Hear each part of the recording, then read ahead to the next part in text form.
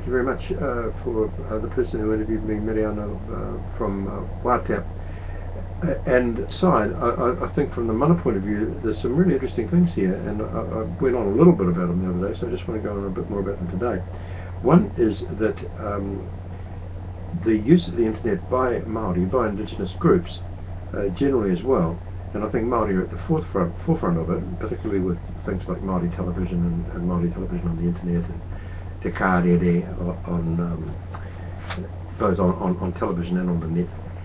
And also with the Māori radio, I'm listened to all around the world because of the forward thinking of Te Māngai Paho, and somebody, me in this case, should really congratulate them. It's fantastic, it's just unbelievable.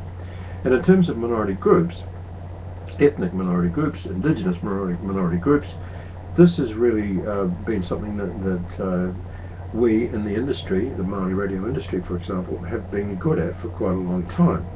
And we haven't been as good as the Māori television people, and I take my hat off to them because I think they've been very good.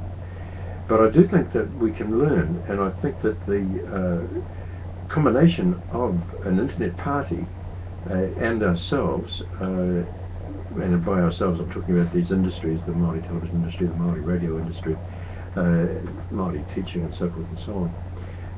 We can get a lot out of this combination. We can learn how to learn languages for a start. There's all sorts of apps out there.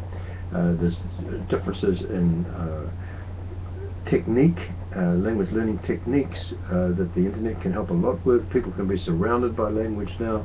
That idea that Māori is frequently spoken, with the internet that doesn't apply. You can have Māori going all day. You can have te reo going in every corner of the house from different angles, with different with a variety and a richness, a rich tapestry, and we need it. I think we need the internet party.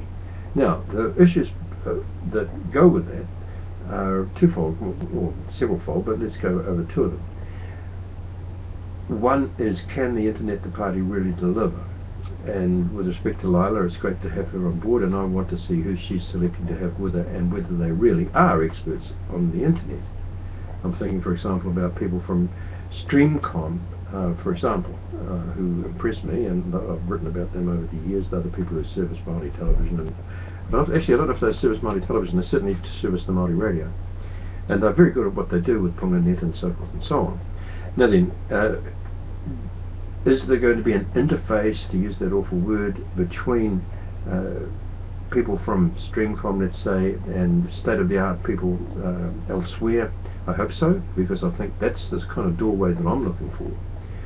And I also think that there's a huge question here with respect to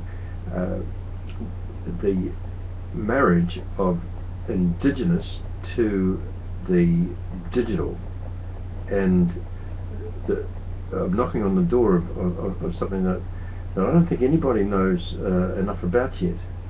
So I'm doing so with a little bit of trepidation. But when you look at the combination of Mana and the internet, on the face of it, I won't name them now, who were there with me and Eva Rickard, going back to Eva Rickard's day. I mean, goodness gracious me.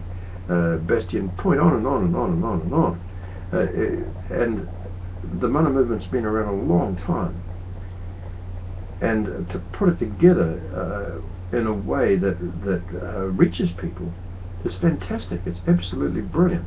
And I'm really, on the one hand, not interested in what goes on with Kim.com and so forth and so on, because I've never met the chap, and I think he might be a nice chap and so forth, but he's pursued by the American government, and this could hurt Mana and so forth and so on. And that's, I see that as part of the traps, you know, the political traps. If you use the phrase around the political traps, well, Kim.com is in the political traps at this stage. Shane Jones has been to see him, Winston Peters has been to see him, everybody's been to see him, Honey went to see him, and we've got what we've got today. But moving forward, I'm really not interested in Kim.com at all, or any given individual actually. I'm interested in what's going on with the mana of the whenua, and what's going on with the maximisation of that through the internet. Kia ora mai rā koutou.